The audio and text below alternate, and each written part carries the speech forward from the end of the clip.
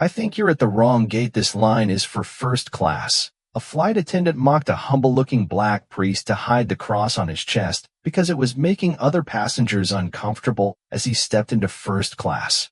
What she didn't know was that she had just offended one of the most influential figures in America. Minutes later, the entire first-class cabin fell into silence. The captain emerged. Passengers stood up to record. And by the time the plane landed, it was she who knelt before him, apologizing in front of everyone. The main hall of Los Angeles International Airport buzzed with its usual chaos. People rushed in every direction. Children pulled colorful rolling bags. Executives typed furiously on their smartphones while glancing at flight boards. Amid that frantic crowd, one man walked at a steady, almost unbothered pace. He wore a plain black t-shirt, worn-out jeans, and a pair of scuffed sneakers. Entourage clearing the path, it was Elijah Cross. A few people gave him curious glances, uncertain. Could it be? Seemed to flicker in their eyes, but most didn't recognize him. He passed by like any other traveler, maybe even one who seemed slightly out of place in such a polished environment. One detail, however, stood out from his understated look. Around his neck, hanging loosely, a small silver crucifix glinted gently under the airport lights. It wasn't large or flashy, but it had presence. There was something about that piece, something heavier than its size. Elijah moved forward without arrogance, without hiding, just being himself. When he reached the first-class gate, he stepped into the priority line and handed his ticket to the flight attendant on duty. His name was printed clearly on the boarding pass, but the woman in front of him, polished posture, perfect uniform, sharp gaze, hesitated for a second. Sir." She looked at the ticket, then back at him, her brow slightly furrowed. "I think you're at the wrong gate. This line is for first class." Elijah didn't look surprised or offended. He simply replied with a calm smile, "I'm at the right gate." The attendant, identified by her name tag as Madeline, checked the ticket again. It was legitimate. The name was correct. She knew who Elijah Cross was, of course, but she hadn't recognized him at first. His casual appearance, the worn sneakers, the complete lack of celebrity aura, it didn't match the profile she was used to seeing in first class. Even after confirming his identity, she hesitated. The silent bias had already surfaced. She let him pass, but her eyes followed him with unease. He walked slowly down the corridor and settled into his first-class seat with ease, like someone who had done this many times before. But Madeline kept watching. There was something about him that bothered her. Maybe it was the contrast, the simplicity where she expected extravagance. Or maybe it was the necklace, the crucifix, now fully visible as he adjusted his seatbelt. She froze for a moment. Her gaze locked on the tiny symbol, and a flash of tension ran across her face. She said nothing but took a step forward, then another. She followed him down the aisle with firm, almost rehearsed steps. Her expression had changed, more tense, deliberate. Something inside her had shifted. She let him board, but when she noticed the crucifix on his chest, she suddenly froze. Something shifted in her expression. She followed him to his seat with stiff, purposeful steps. The hum of the aircraft was almost therapeutic as the plane climbed steadily into the sky. The world below became a blur of clouds and sun-glinted rooftops. Inside the first-class cabin, the air was conditioned and crisp. The lights dimmed just enough to suggest comfort without sleep. Elijah sat still in his seat, arms resting on the padded armrests, his breathing measured. He wasn't reading, wasn't watching anything. He was simply being. In the quiet, his presence drew more attention than noise ever could. The silver crucifix around his neck had shifted slightly during takeoff, now resting fully in view atop his plain black shirt. It wasn't bold, it wasn't polished to perfection. In fact, it looked slightly aged, worn at the edges, as if it had lived through decades of stories. And yet, that simple piece of metal carried more weight than most could imagine. Madeline noticed from the galley. She peeked into the aisle just enough to keep an eye on him. Something about the way he sat there, so calm, so centered, so unapologetically himself, it made her uncomfortable. And yet, she couldn't explain why. She had dealt with celebrities before, loud ones, demanding ones, entitled ones. But Elijah didn't fit any of those molds. Still, there was something about him, or maybe about that necklace, that stirred a strange discomfort in her chest, one she didn't want to name. Moments later, she approached. Her posture was professional, calculated. She'd practiced that poise in front of mirrors, in training seminars, in her own mind every time she had to deal with situations. This wasn't just a flight, it was her domain, and she was determined to uphold its order. "Sir," she began, lowering her voice just slightly, "I'd like to remind you that we have certain policies regarding overt religious symbolism in shared spaces. Especially in this cabin, we ask for discretion." Elijah turned to her slowly, his expression unreadable. "I'm sorry. Is there a rule I've broken?" Her voice remained soft, but the undertone sharpened. "It's not about breaking rules. It's about creating a neutral environment. Some passengers might find certain symbols divisive." He looked down briefly at the crucifix. "I've flown like this many times before. No one's ever had an issue." She hesitated. That wasn't the response she expected. "Yes, well, times are changing. Some travelers feel more sensitive these days. We just ask everyone to be considerate. Perhaps you could tuck it in." Her hand gestured vaguely toward the necklace, like she didn't want to point directly, as if the symbol might burn her fingers. Elijah didn't react with anger, but he also didn't comply. This crucifix isn't a fashion statement. It's not a provocation. It's part of who I am. Madeline forced a smile, the kind used to diffuse, not to connect. "Of course, and we respect that.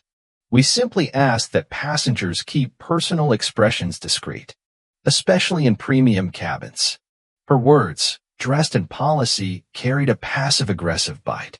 The woman in the seat across the aisle looked up subtly, tuning in. A man 2 rows back removed one earbud. The air had changed. Something uncomfortable had started to bloom, not loud, not chaotic, but palpable. Elijah's voice remained even, controlled. "With all respect, I believe I'm being singled out." Madeline blinked. "Excuse me. If someone else wore a pendant of a tree, a star, or a stone, would you ask them to hide it?" She opened her mouth, closed it, reset. "That's not what this is about." "Then what is it about?" Silence. She didn't answer. Instead, she cleared her throat, stepped back with a nod, and said, "I'll give you a moment." Elijah looked up again, slower this time. "This necklace has saved my life more than once. In war zones, in hospital rooms, in nights I thought I wouldn't wake from." His voice didn't rise, but it filled the space like thunder in a cathedral. "I won't hide it. Not now. Not ever." For the first time, Madeline showed what she was feeling, her frustration, her disbelief. It cracked through the plastic of her customer service expression. It was only a flicker, but it was there. And everyone saw it. Passengers turned. The energy shifted fully now, no longer uncertain. People began forming silent opinions. A man lifted his phone from his lap, pointed the camera discreetly toward the aisle.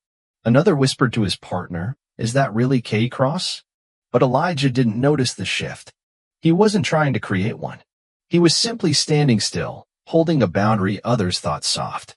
Madeline, sensing the loss of control, straightened again. "If you refuse, I'll have to escalate this to the captain. You do what you need to do." His eyes met hers now with quiet strength. "But know this. The problem isn't what's on my chest, it's what's in your eyes." A silence so complete fell over the cabin, it might as well have been outer space. Even Jenna stepped back slightly. Even she felt it. Not just the power of the words, but the truth in them. Madeline opened her mouth and closed it again. She had nothing to say, and everyone knew it. Elijah says with firm calm, "This necklace has saved my life more than once, and I won't hide it." Madeline's professional mask cracks, her irritation now fully visible. The plane had reached cruising altitude. Outside, clouds drifted in slow motion beneath the wings. Inside, the first-class cabin hummed with a quiet luxury, reclining seats, champagne flutes, the occasional clinking of silverware. But one corner of the cabin buzzed with a different kind of energy, the aftershock of a confrontation no one had expected to witness. Elijah sat silently in his seat, unmoved. The crucifix still hung over his shirt, resting peacefully above his heart. Madeline returned. Her steps, now quicker and more rigid, carried a new edge. She stopped beside his seat, lips tight, expression neutral, but this time there was no attempt to disguise the tension in her tone. "Sir, I've received a few comments from other passengers. Some are feeling uneasy." She spoke in that same carefully measured voice, the one that tried to sound objective but couldn't quite hide its undertone. Elijah looked at her, calm. "About what?" Madeline paused. The answer was obvious, but she hesitated to say it outright. "About the display of ideological symbols in a shared, enclosed environment. We strive to maintain a space where everyone feels comfortable." Elijah didn't blink. "A symbol of faith makes people uncomfortable?" Madeline took a breath short, sharp. "Imagine if everyone began wearing political pins, religious signs, ideological slogans. It would create division in a space meant for unity." He leaned forward slightly, his voice still low, but now it carried weight, a deliberate clarity. "Then maybe the problem isn't the symbol. Maybe it's what people have been taught to feel about it." His words echoed louder than his voice. A couple sitting nearby exchanged glances. The man subtly angled his phone, pressing the record button without drawing attention. Madeline, noticing, straightened her posture as if trying to regain authority through stature.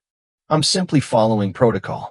If you refuse to cooperate, I may have to notify security." Now that got attention. More heads turned. A quiet hush spread over the cabin, the kind that comes when something real, something raw, pierces through the surface of routine. But Elijah didn't flinch. He didn't raise his voice. Instead, he looked her in the eyes and said, "Call whoever you need to. But understand this. The problem isn't what's on my chest, it's what's in your eyes." Silence. Total. Madeline stared at him, caught in the sudden mirror he held up, not with judgment, but with clarity. His words were not aggressive. They were true, and that made them harder to swallow. A flight attendant further back stopped mid-task. The couple continued to film. One or two passengers subtly nodded, though they said nothing. The divide was forming, but it wasn't between faiths or ideologies. It was between perception and reality. Madeline backed away without a word, jaw clenched. She didn't know yet, but the tide had begun to turn. Elijah doesn't back down. Call whoever you need. But know this, the problem isn't what's on my chest, it's what's in your eyes. The atmosphere in the first-class cabin had changed. What began as subtle tension had turned into something heavier, more electric, the kind of unspoken shift that made people sit up straighter, whisper a little less, watch a little more closely.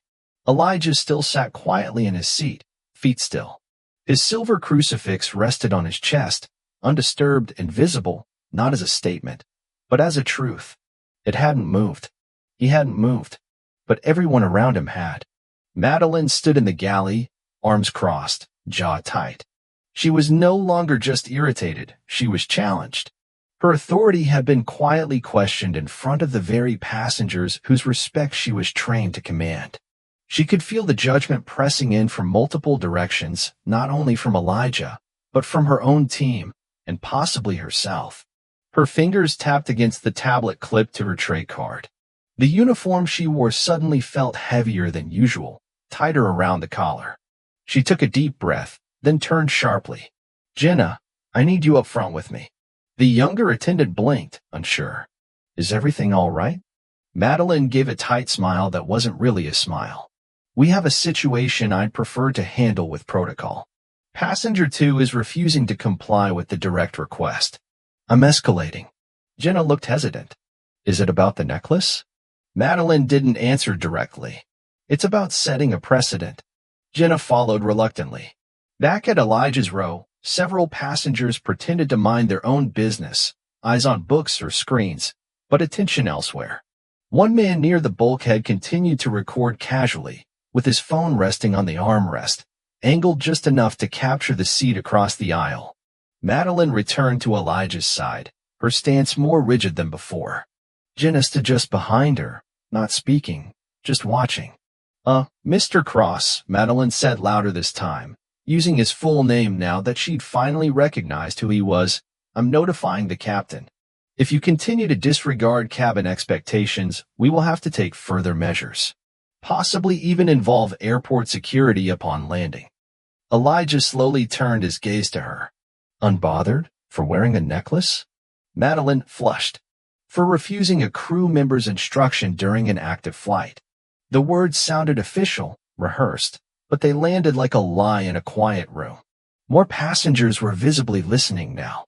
There was no scene, no shouting, just the unmistakable sense of a confrontation deepening and the possibility that something important was at stake.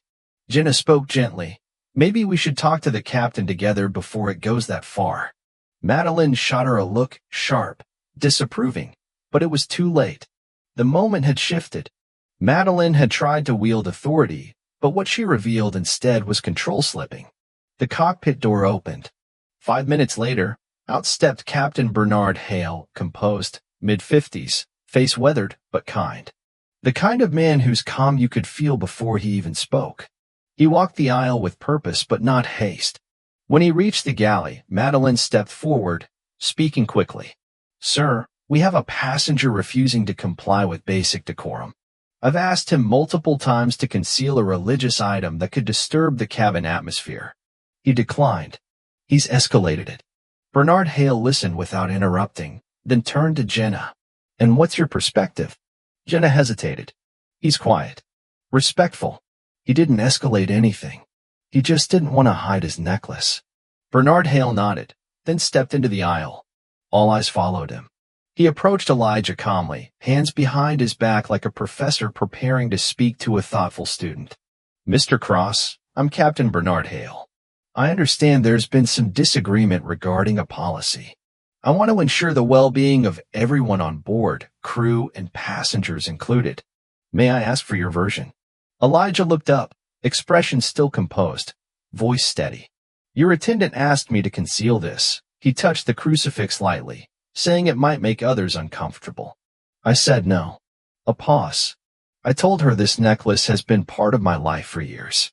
That it's not a symbol of ideology, but of survival. A faith that held me together when nothing else did. I don't wear it to provoke. I wear it because it reminds me I'm still here. The cabin had gone so still you could hear the distant click of a seatbelt buckle 3 rows away. Captain Bernard Hale listened, and when Elijah finished, he didn't respond immediately. Instead, he looked back at Madeline. His voice was low but firm.